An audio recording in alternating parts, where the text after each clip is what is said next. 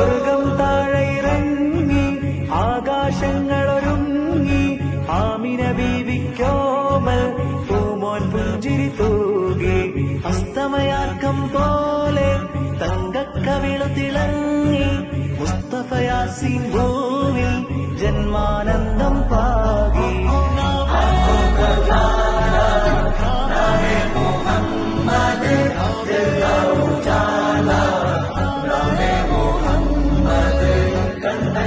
പോലെ എങ്ങും പ്രകാശം കൺമണി